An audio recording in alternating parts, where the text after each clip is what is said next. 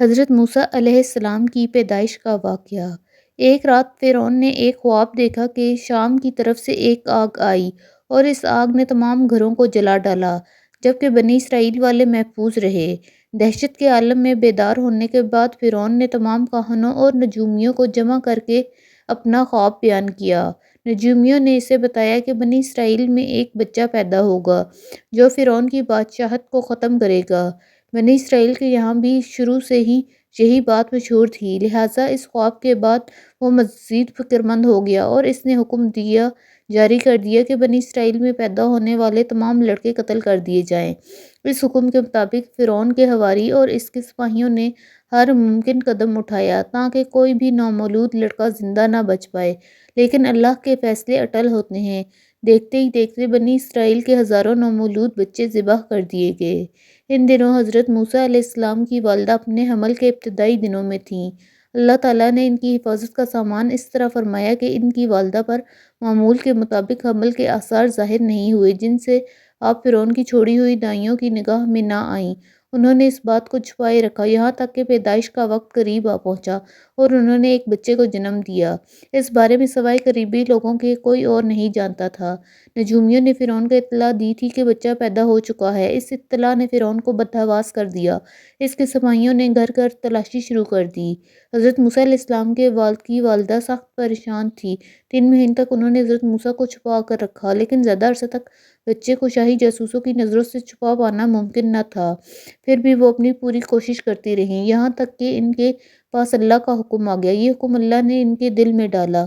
حضرت موسیٰ علیہ السلام کی والدہ کے دل میں خیال آیا کہ تابوت کی طرح ایک صندوق بنایا جائے اور اس بچے کو صندوق میں رکھ کر دریائے نیل کے بہاؤ پر چھوڑ دیا جائے۔ حضرت موسیٰ کی ماں نے اللہ کے حکم کے مطابق بچے کو صندوق میں رکھا اور دریا میں چھوڑ دیا۔ ساتھ ہی موسیٰ علیہ السلام کی بہن سے کہا، تم اس کے پیچھے پیچھے چلتی جاؤ۔ لہٰذا وہ دریائے نیل کی موجوں میں چلے اور ان کی بہن کنارے کنارے چلی۔ صندوق بہتا ہوا محل کے تالاب میں پہنچ گیا۔ وہاں فرعون کی بیوی اور خادمائیں لطف اندوز ہو رہی تھیں کہ صندوق پر ملکہ کی نظر پڑی۔ اس نے کنیزوں کو حکم دیا کہ صندوق کو تالاب سے نکال لاؤ۔ جب صندوق کھولا گیا تو اس میں ایک حسین اور تندرست بچہ آرام سے لیٹا ہوا تھا۔ ملکہ بہت خوش ہوئی اور اس کی آنکھوں میں ممتا اتر آئی۔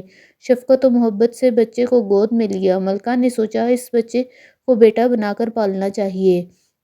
محل میں کسی نے خدشہ ظاہر کیا کہ یہ بچہ بادشاہ کی سلطنت کو ختم کرنے کا سبب بھی بن سکتا ہے۔ فرعون کے دل میں بھی یہ خیال آیا کہیں یہ بچہ بنی اسرائیل کا وہ لڑکا نہ ہو جس کے بارے میں نجومیوں نے پیشن گوئی کی تھی، لیکن فرعون کی بیوی نے کہا، یہ بھی تو ہو سکتا ہے یہ بچہ ہماری آنکھوں کی ٹھنڈک بنے، یعنی ہم اس کو اپنا بیٹا بنا لیں۔ اس پر فرعون نے کہا، یہ صرف تیری آنکھوں کی ٹھنڈک ہے، میری نہیں۔ میں نہیں چاہتا بنی اسرائیل کا کوئی بچہ میری نگرانی میں پلے، لہٰذا یہ صرف تیری ہی آنکھوں کی ٹھنڈک ہے۔ حضرت ابن عباس رضی اللہ تعالیٰ عنہ فرماتے ہیں کہ اگر فرعون یہ بات کہہ دیتا کہ یہ میری بھی آنکھوں کی ٹھنڈک ہے تو اللہ تعالیٰ اسے بھی ہدایت دے دیتا۔ ملکہ نے اس بچے کا نام موسیٰ رکھا، جس کے معنی ہیں وہ شخص جو پانی سے نکالا گیا ہو۔ بچے کو جب محل میں لے جایا گیا تو اس نے دودھ کے لیے رونا شروع کر دیا۔ بچے کے پاس دودھ پلانے والیاں لائی گئیں، لیکن بچے نے کسی عورت کا دودھ نہ پیا۔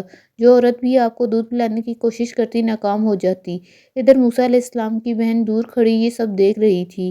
موسیٰ علیہ السلام کی بہن نے فرعون کی بیوی سے کہا، کیا میں تمہیں ایسا گھر نہ بتاؤں جو اس بچے کی تمہارے لیے پرورش کرے اور اس بچے کی خیر خواہ ہو، اس لیے وہ ایک غریب گھرانے سے ہے۔ جب انہیں معلوم ہوگا کہ یہ بچہ فرعون کے گھر سے آیا تو انہیں انعام و اکرام ملنے کی امید رہے گی۔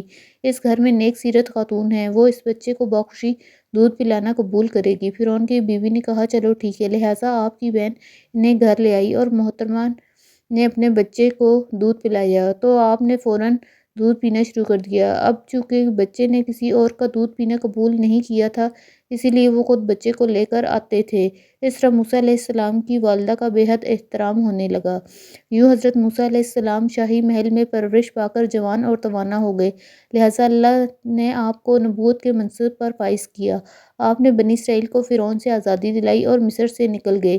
فرعون بنی اسرائیل کو ختم کرنے کے لیے لشکر لے کر روانہ ہوا۔ جب بنی اسرائیل بحر احمر کے قریب پہنچے تو اللہ نے ان کے لیے دریا کے بیچ سے راستہ کھول دیا۔